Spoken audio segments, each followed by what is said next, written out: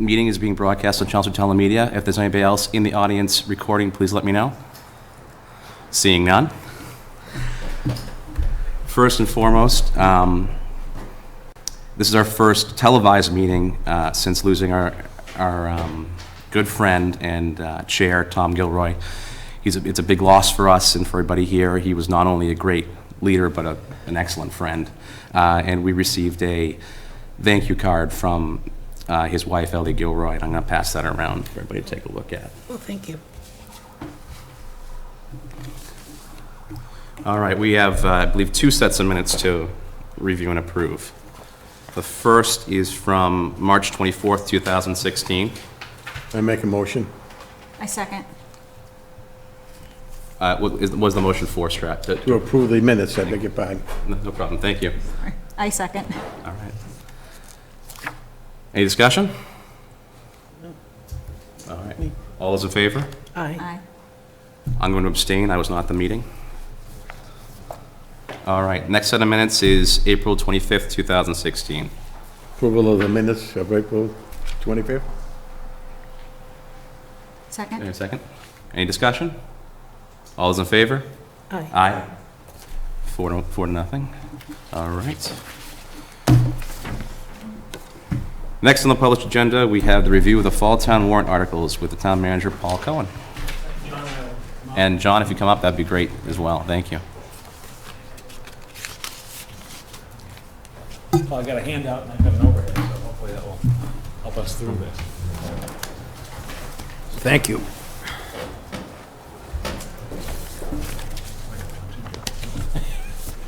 Thank you. Thanks. And I'll give you some extras in case you catch up with the people who aren't here this evening.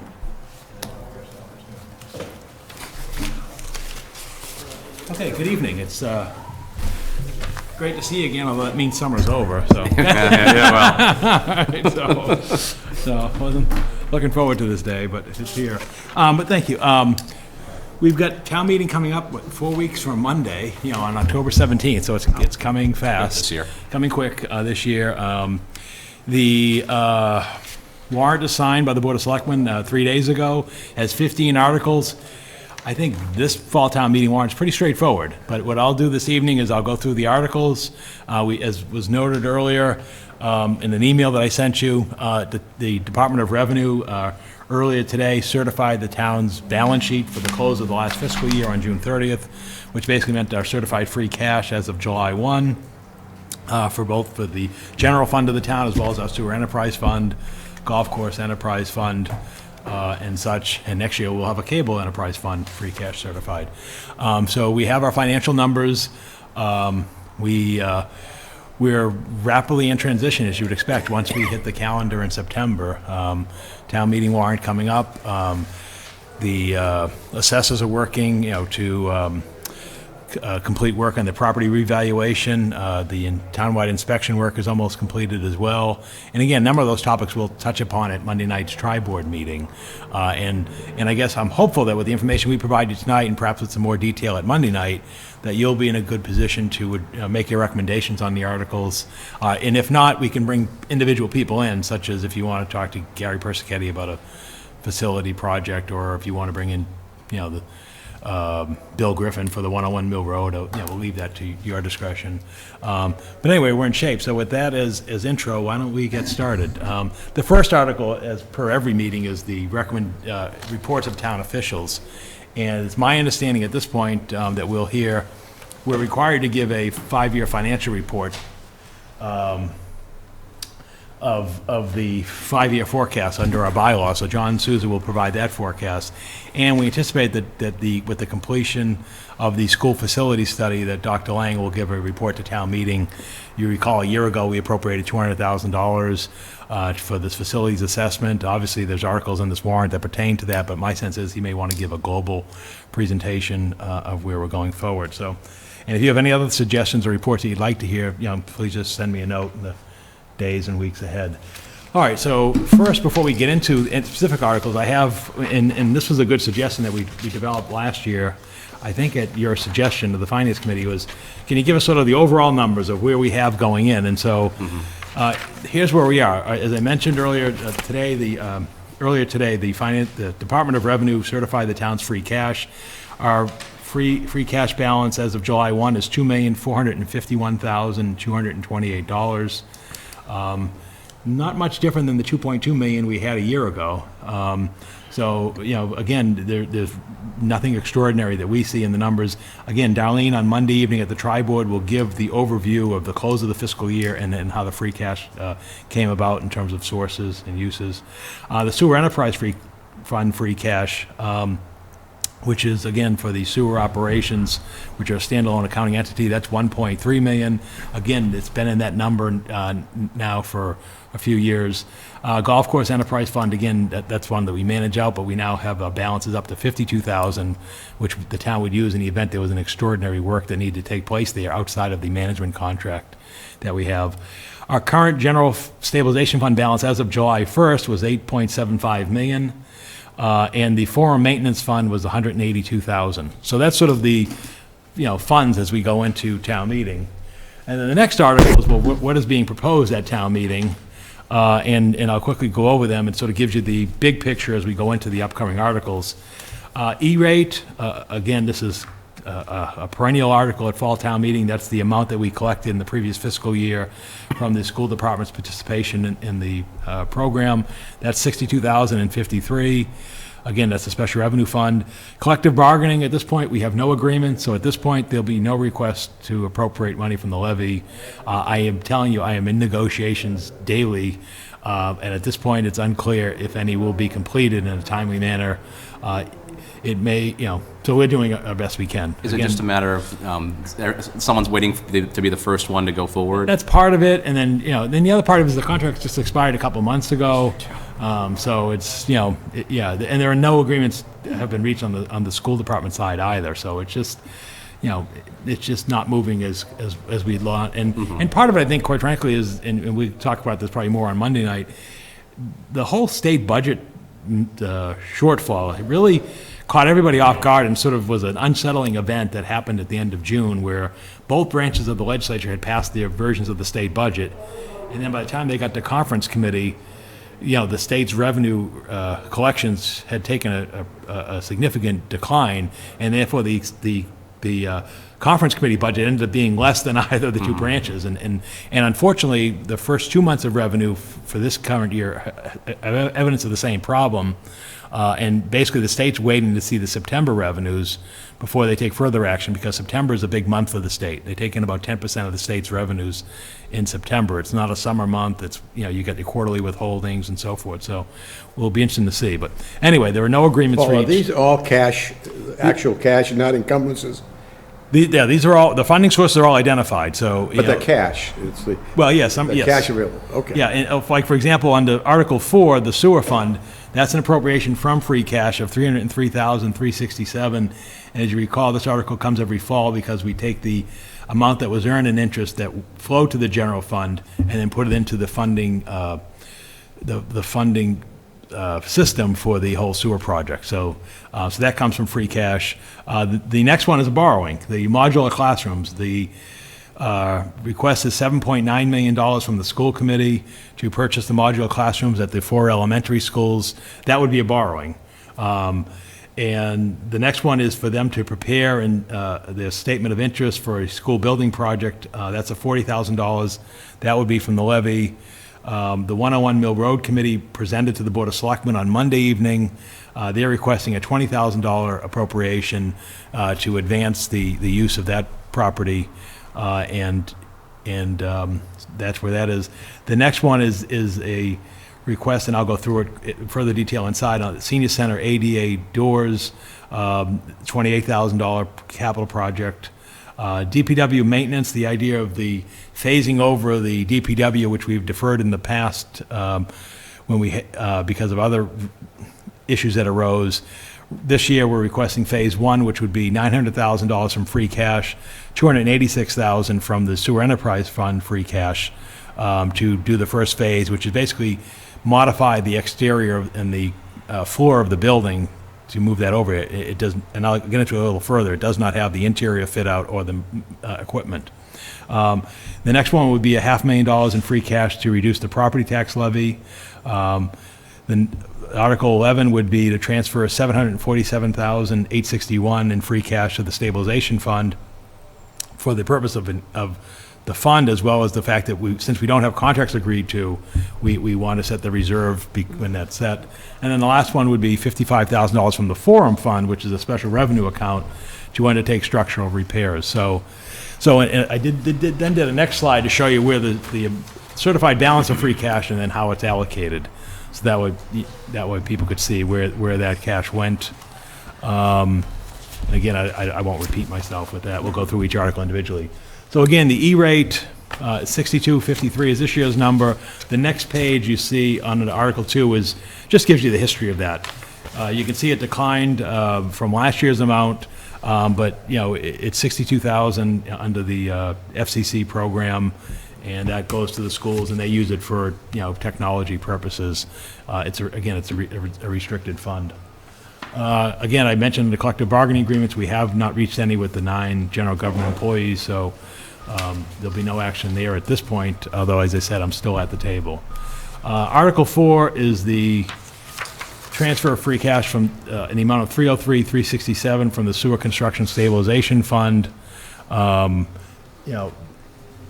Basically, these interest earnings were calculated in the funding plan for the sewer project.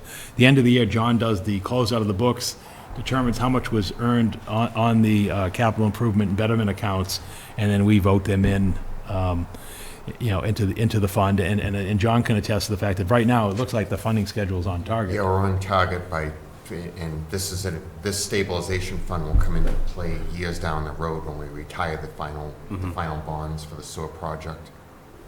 So that's Article 4. Again, that's pretty straightforward. Article 5 is the modular classrooms. Doran Whittier's cost estimate for the addition of modular classrooms at each of the elementary schools is $7.9 million. We would borrow this over a 15-year period, which was been a customary amount for modular classrooms the last time the town did it. This includes not only the purchase of the units, but also the prep work and other site improvements, the parking and other areas to get those onto the property, at Harrington, South Row, and so forth. So What's the useful life expectancy of a modular classroom? we've had them for close to 20 years. But isn't it 10? Well, It's usually beyond that. I'm actually checking into that with facilities, but typically though, we have existing units now that they're at least 15 plus years old, if not heading towards 20. So, I think our rollers are in South Row. Yeah, Which are still in good use. McCarthy Yeah, I was thinking of about schools that. have them. Yeah. Okay. What's the yearly payment on that, 7.9 million? Looking at about, off the top of my head, 850 to possibly 900,000 in the beginning years. Right around, I'd say close to 900,000. We have declining interest over time, but when you factor in, you're looking at about the early years, you're looking at about 880, 900,000. Okay, and that's just for, so you're saying. That's just for the capital cost. That's not the operational cost, which will come in next year's budget. Yeah. That's just, repayment of the debt. Right, that's just to Well, not only the acquire. payment on the debt, but also on the operational improvements. costs as well. Right, that's a because- whole different, yeah. Right. Again, I don't want to repeat things, but as you know, they sought to see if there was some lease space that may work, that there was Oh, none. yeah, there was There was a that. lot of discussion on So the that. 7.9 is just for the modular classrooms, That- not the improvements around it. Oh, no, it is the improvements. improvements around. It's everything. Okay. But it's not to actually utilize the rooms, meaning putting people into the rooms, the cost of instruction and use and utilities and everything. This is just to No, get that's, the equipment on site. Right, the operational costs will go into the fiscal year 18 budget. Article 6 is a request for $40,000 to plan and prepare for the submission of a statement of interest to the Massachusetts School Building Authority for a school building project. That's a March submission date. Dr. Lang believes that $40,000 is an amount not to exceed for that project. Again, there may be discussion of this on Monday evening in terms of where they think this is heading. I think we've sort of been updated along the way, but they Just obviously. for the consultant? Yeah, it would basically consult and prepare to do a letter of submission next March. Obviously, by then, they have to figure out what it is they're asking for, and There's been a lot of discussion on that, a lot of too. discussion, exactly, so that's that. Again, 101 Mill Road is requesting $20,000 for the appropriate resources to plan and navigate the use of the site for events. I don't know if any of you caught the discussion at the Selectmen's meeting on Monday evening, but I think it was very helpful, and I think a discussion at town meeting will also be very helpful. In summary, I kind of steered it to, I think that the most viable, secure future for the property would be, in my belief, would be to join it with the adjoining nonprofit property, and then let the nonprofit proceed with the use of the site, because they're not encumbered as a municipality would be in terms of procurement, prevailing wage, and type of management activities that, again, a city and town isn't adept at. So would this be a purchase or a transfer? I think it would be a transfer, but it won't take place at this town meeting. This Obviously town- not, Yeah, no. no, but I'm thinking in the spring, I mean, obviously, would have to be discussions and process, but, yeah, I think it would be a transfer, and then, Just get it off the books. and then basically, it'd have to go through the form of a special act of the legislature, because under the procurement law, you couldn't do a transfer. You'd have to, That's what I was exactly. going with that one. Yeah, that's why it would be in that form of an act. Article 8 is a request, and this came from Len Olenchek, who's our Disabilities Commissioner, and he's also the members of the Council on Aging. He's on the council. And this is a request to install 10 automatic door openers at the senior center.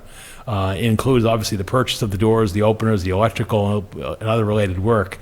And basically where they're going, as I spelled out to you, they're looking to install them for the 3 bathrooms on the first floor. There are also 3 at the lower level. And then obviously the doors over there that are heavy that don't have them, such as the interior door to the porch cafe from the dining room, the exit door to the ramp, the garden exterior door, which is on the right-hand end of the property as you were facing it from walking in, and then the cafe door entrance, which is new to the deck. I guess my only thought would be is if you've been there at town meeting, you may recall how heavy those doors are. It's a no-brainer. It's a no-brainer. So I just want, because not like we're just, but then that's for us as, and you can imagine the challenges are there by someone who may have some need of assistance. So anyway, this is a worthwhile request. Article 9, we're bringing back the ongoing effort to continue the phase-in for the DPW Alpha Road facility. You recall the way we operate now is we moved the sewer, the highway, and parks over to Alpha Road. Meanwhile, the vehicle maintenance and the mechanics and such are still over at Richardson Road. What we want to do is do this in phases. We're not proposing borrowing. We're proposing basically using a portion of free cash from the general fund as well as from a portion from the sewer enterprise fund. As you may recall, the $900,000 from the general free cash, $286 from the sewer enterprise fund free cash, since that's a component of the building. And what has to happen there is we'd have to raise a 6,000 square foot portion of the roof and roof structure, because you're putting large vehicles on a lift.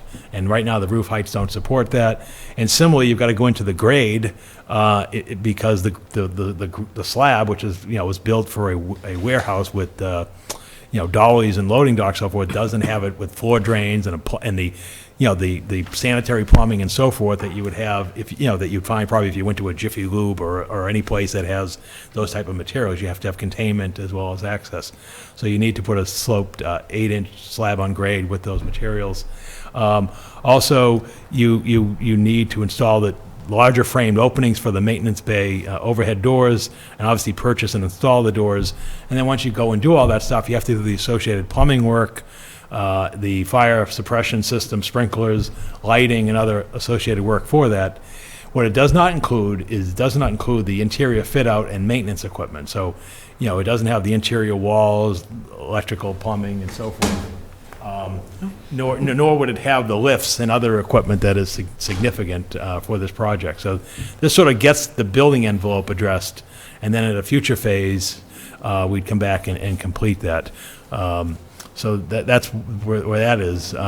Again, we had thought we were going to approach as an earlier phase, you remember, but we ran into some difficulties, and all that has done is led to 2 years of cost escalation, unfortunately.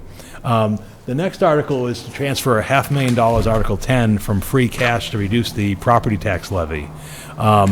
You may recall, just to bring it up, our levy this year is $93.7 million.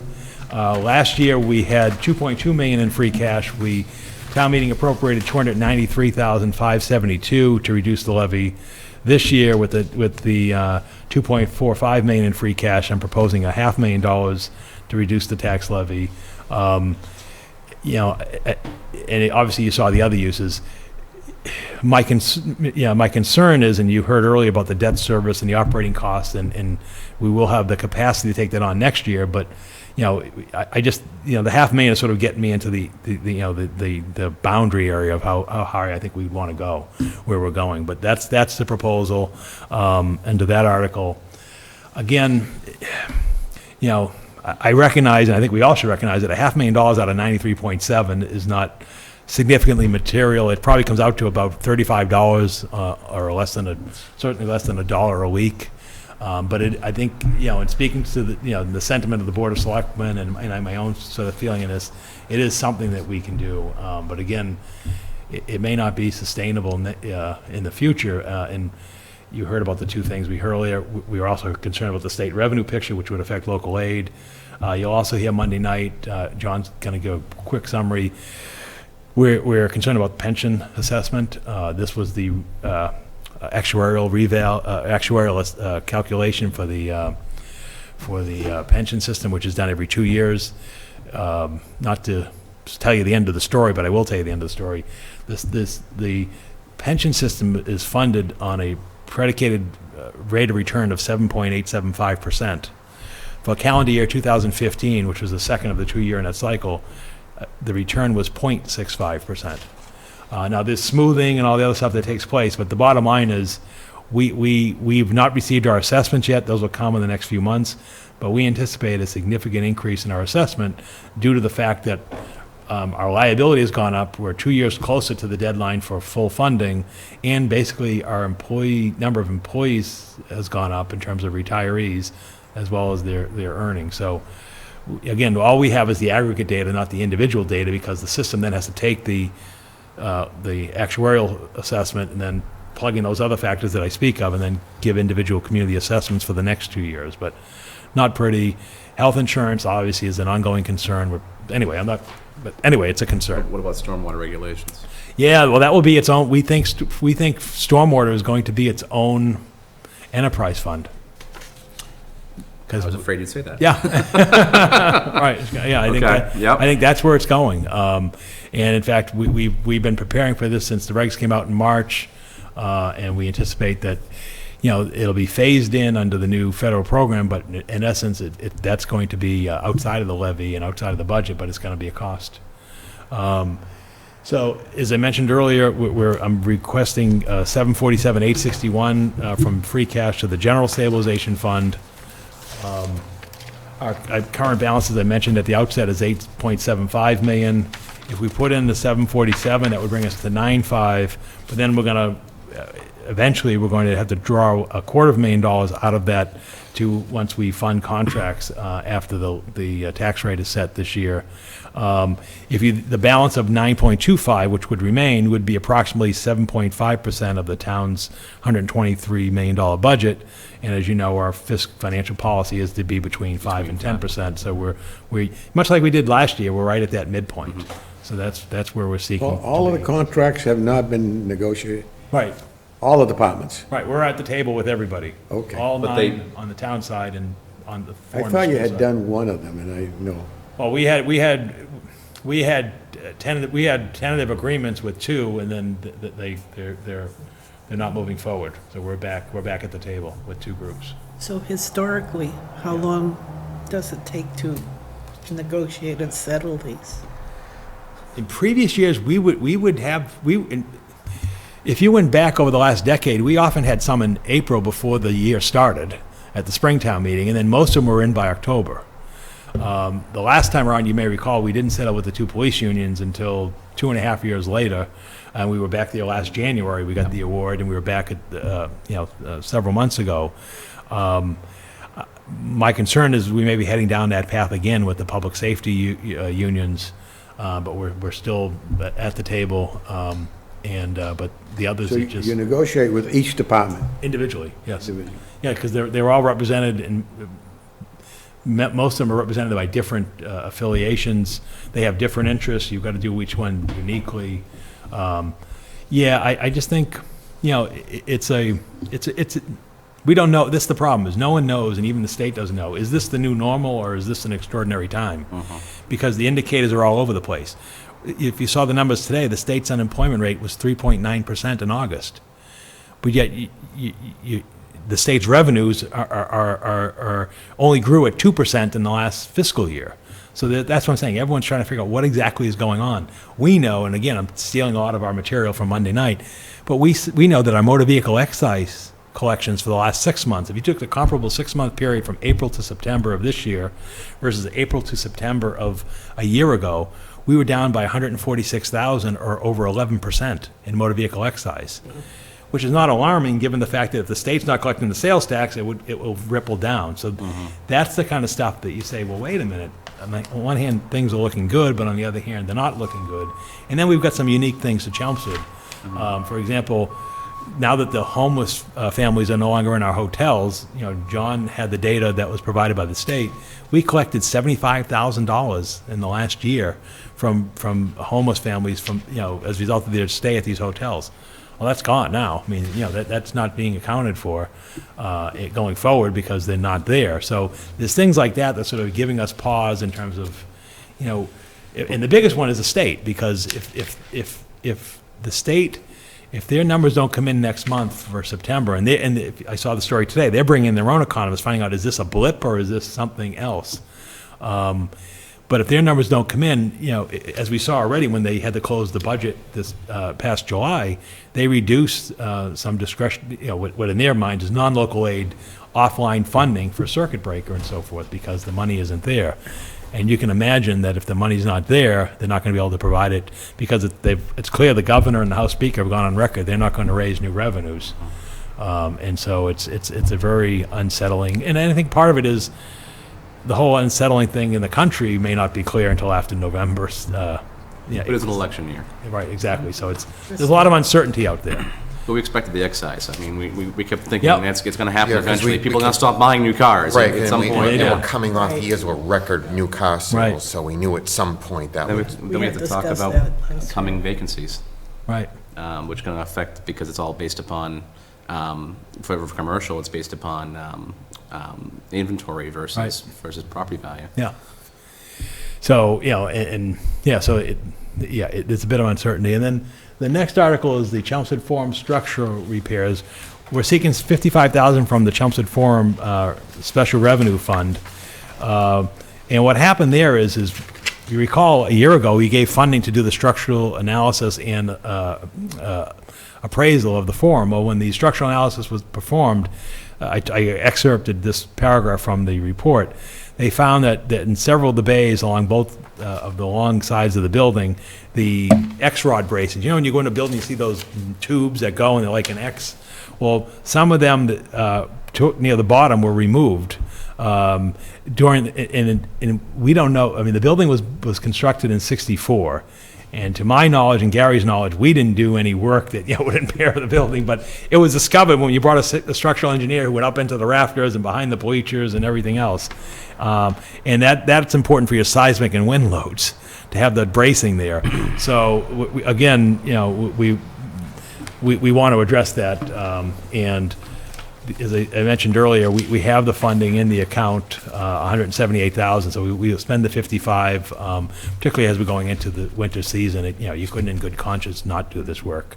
Where are we as far as the Chelmsford Forum is concerned? About the what? Where are we in terms of whether or not we're going to purchase? Oh, or- I'm expecting the appraisal within the next, by the end of the month, and the legislation expires in 2018. So we're about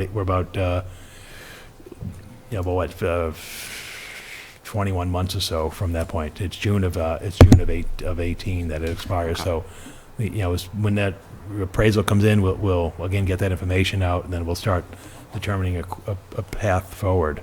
Article 13 is the much talked about and written about and social media explored and everywhere else, 129 business amenities overlay district.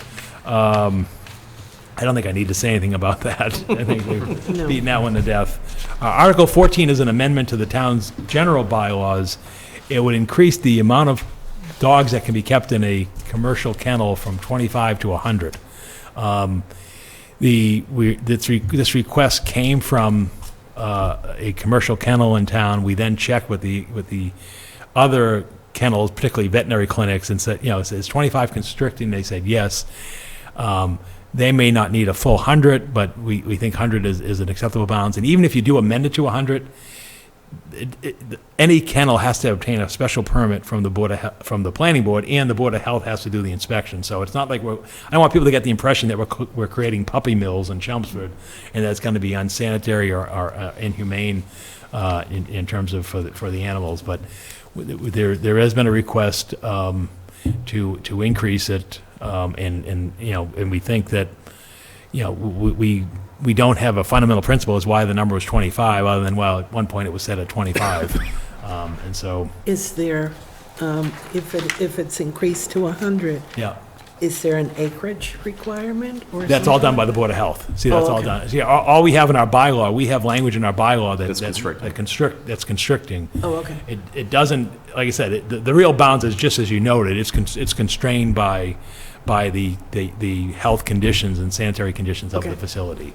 Let me give you some hypothetical examples. There is a place on Chelmsford Street that used to be Child World, I think, back then. where there's Child World. And you remember, and they actually house and board animals there. Oh, really? That's a driver on this article, to be really honest with you. And that's the kind of thing. And then again, when we reached out to the veterinary hospitals, they kind of said, yeah, we could see with expansion and needs that, the 25 might bind us. But it's really being driven by that use. And you can imagine that a company like that, they're very sensitive to health and sanitary conditions because, again, they've got a reputation in business Right. and interest. And so, but that's really where the driver is on this article. That's where the request is coming That's from. where the request originated. And then once we got the originated request, we then picked up the ball and said, okay, wait, let's look around everywhere to see, and that's where we did outreach then to, the animal hospitals and so forth. And they kind of said, yeah, 25 is a bit tight. Okay. And then the last one is an article submitted by John Souza, our finance director, regarding acceptance of a state statute regarding disposal of abandoned funds, and I'll let John address that. Yeah, just to explain to the committee, this article, we're not seeking to change any procedures. Basically, Mass General Law sets up two alternative procedures for a city or town to dispose of or try to return unclaimed checks. As you can imagine, we issue thousands of checks. At the end of the year, we end up with a small percentage that are uncashed. So under this section of the law, when you receive a check from the town, it says, right above my name, it says, void, this check void 1 year after date of issuance. So you have a year to cash it after you receive it from the town.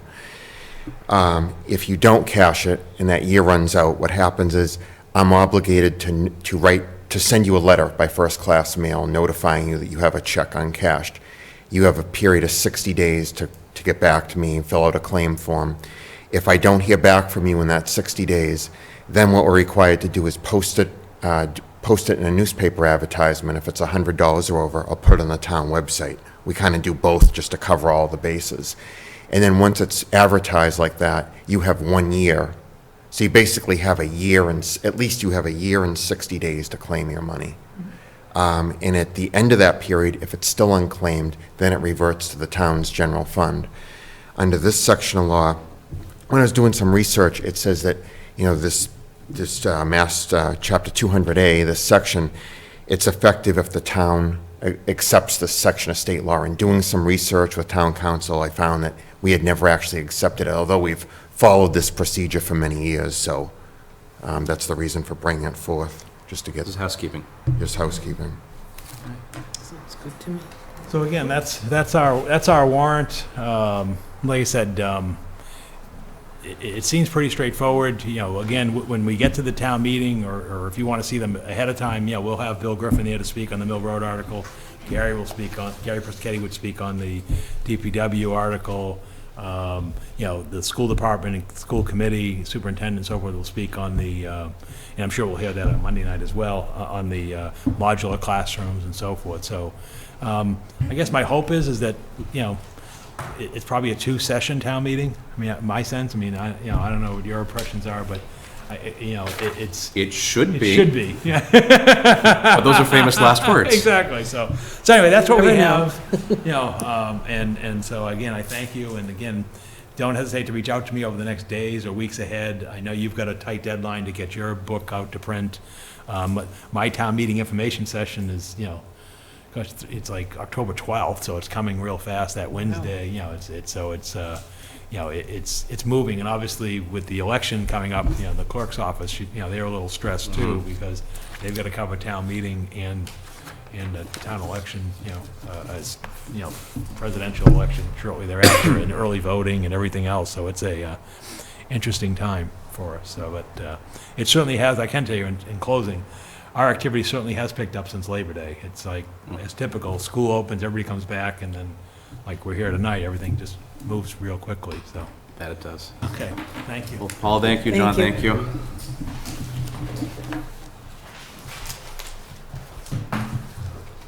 All right, that leads us right into next on our agenda, discussion of future meetings. So we've batted this around back and forth about how we have at most 2 more Thursdays, and that's at most 2 more Thursdays to do this. Jim, can we vote on these tonight? I would want to hold off on voting on these tonight only because we have 3 members that are not here that have indicated that Okay. they will be here next week. So at the very least, if we vote, I'd like to do it next week and not this week. We could vote this week, but seeing as we haven't heard any, if we have any questions about any of the particular articles from Gary or Bill or the school department about what they're doing, I'd prefer to hold off, but it's up to the committee. I would prefer to hold off till next week. Yeah. I think we can go through them next week. I think we may be able to vote next week, based upon what we have here, and Because you have the tri-board do on it. Monday, correct? the tri-vote on Monday, I think, will help illuminate a lot of what we're looking for, especially with the fiscal year close discussion with Darlene.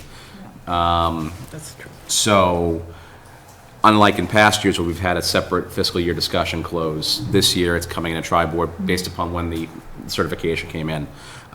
So we'll get that in one meeting as opposed to in multiple meetings, but I think it'll be more efficient anyway. I think it's really about who we want to call in to explain any articles. So in hearing what we've gone over tonight, are there any particular articles where you think we should really have someone in to discuss?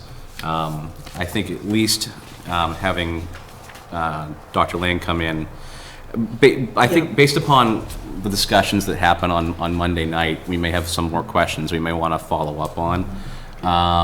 I think Dr. Ling and a representative of the school committee might be advantageous, at least for the article regarding the modular classrooms. I know that they've discussed it at length, but seeing as now we're at the point where we have a financial request, it's going to be a 15-year funded bond. I think it's at least worth a discussion about where we're going with things, because this is the start of an adventure, so to speak. I think we at least have them discuss. Maybe we might want to have Gary in to discuss the work DPW. on the DPW, and what that might entail and what we're looking at after. I know we discussed this 2 years ago, but it's kind of lain dormant while we've dealt with a lot of issues over the past 2 years. So now that it's back on the forefront, I think we might want to have a little refresher with him. And then I don't know what everyone's appetite is concerning 129. I know they're still, they met last night in another public hearing. My understanding is that they have continued that public hearing again to the next meeting. So that'll be the 3rd night of public hearing regarding it. I know there's been discussion both sides. I know, Anita, you were there on the first night. I was there on the first night. There's a little more heated discussion last night in the public hearing period. So Should we have another one? I'm sorry? Should we have more discussion on that? On 129? We could certainly, When's if you the think next it's, public hearing meeting? I'm not sure when their next published meeting. Does anyone know? 2 weeks? which is why we were talking initially about whether or not we could go to the 29th to vote. I'd prefer to vote next week, because, just so that we aren't scrambling to get the book out to meet our requirements, because I have the schedule here from Pam, and Pam, thank you very much. We discussed a little bit about this. If we wait until the 29th to make our votes final, the books have to go to they have to go to the printer the next day, and we have to see if it's even possible for them to turn around for October 3rd, because that's 2 weeks ahead of town meeting, and that's the requirement. I know in speaking with Honorina today, she was talking about maybe the 5th or 6th they'd be available for consumption, but I don't want to run into an issue where we haven't produced them in time under the law, so I would prefer to try to get our votes done next week. And if we have to, we can hold off a vote on 129 based upon what's discussed. I don't think we need to, but we can certainly explore that further. And if anyone has more questions, I think the two people we'd want to have come in is a representative from the planning board and also a representative from the EDC, which may be Donald Van Dyne, and I know Mike Reisbeck has traditionally been the person that's gone out to different groups to speak about it, even though Henry Parley is the chair. But we can extend the invitation and see what they want to do. So it's up. What do you guys feel about the 129? Do you want to have somebody come in and at least talk about it? Any further questions you might have? I just feel that there's been so much discussion on it, and a lot of it has been so heated that we should have at least... To speak with them about Yeah. more time? Okay, all right, I can see if what the availability is next Thursday, what their appetite is for it, and see what we can do. If we can't do it next Thursday, we can at least do a vote on everything else and have them in the following Thursday. So at least we have everything else ready to go. Maybe we can cut the books, and then at That'd town be hall, we awesome. can produce our vote on the final article for that. Have we ever had 2 meetings in 1 week? Yes. 2 years ago, we had lots of meetings, and some of them happened in the same week. Given everybody's schedule, seeing it's September, I'd like to try to avoid doing that, especially because it's kind of hard now to get just the meeting space in general, because everyone is back and meeting, and get everybody's schedules together, especially with us having a tri-via board meeting on Monday. I personally, I'd like to try to avoid it. I don't know what everybody else's feeling is. I'm not for it, but I'm just putting that out there In order as to an get option. the information. Well, I think maybe we see how Monday night goes and how Thursday next week goes, and then we can have that discussion and say, hey, as long as we have the 2 days notice, can we do a non-traditional night? Yeah, maybe a Tuesday or something like that, based upon what this availability is. And then I think that covers any, and then if you want to have Bill Griffin come in and speak about 101 Mill Road, I don't know if anybody had the opportunity to see or attend the Selectmen's meeting, as Paul was talking earlier. There's an interesting discussion about where they're going and what their requirements were as a committee, what they were asked to do and what they needed to present and go forward with. Might be a good idea. We can certainly extend invitation. I know Bill mentioned that he may want to come to the Finance Committee and to speak with us, so we can certainly extend the invitation and see who can come in. So we may have 4 groups coming in, and then we would still have time to vote. I mean, I think tonight, we're pretty much through our agenda so far. I don't see us going too late tonight, so prepare for the long haul next week. Next week's going to be A killer. an interesting week, that's for sure. All right, so I think we'll definitely have the meeting next Thursday. We'll probably try to see who can come in and give us the discussions on Thursday. And then from there, we can decide if we want to have an earlier meeting the following week to try to get the book out sooner, or, because I also know that that Thursday is troublesome for some people. I know we need that's troublesome for you. All the curriculums and open houses for the schools happen to fall all on our meeting night, so makes it a little bit interesting. And so yeah, we can certainly discuss that next week and see where we are. Okay, on to reorganization of committee. Do we want to table this until next week when we have more members here? Yes, I- definitely. I think it makes the most sense. I don't know, is everybody comfortable with that? Do I have a motion? I move to move the reorganization of the committee until next week. What is it, September 22nd? Second. Any discussion? Hearing none? All those in favor? Aye. Aye. All right. Okay, thank you. All right, old business. We've already discussed the approval of minutes. They've been approved. Anything else anyone like to discuss? Anything we've missed? All right, any new business? We pretty much covered the schedule going forward, and what we're looking at in the coming weeks. Next is public comment, although I know, Paul and John, you guys are great public, but I don't think you have any comments. I think And they said seeing as, probably wanted to say- hey, you're not the press, that was my next, yeah, you just stole my thunder there. No, not the press as well. So do I have a motion to adjourn? Move to adjourn. Second. All those in favor? Aye. Aye. Thanks, everybody.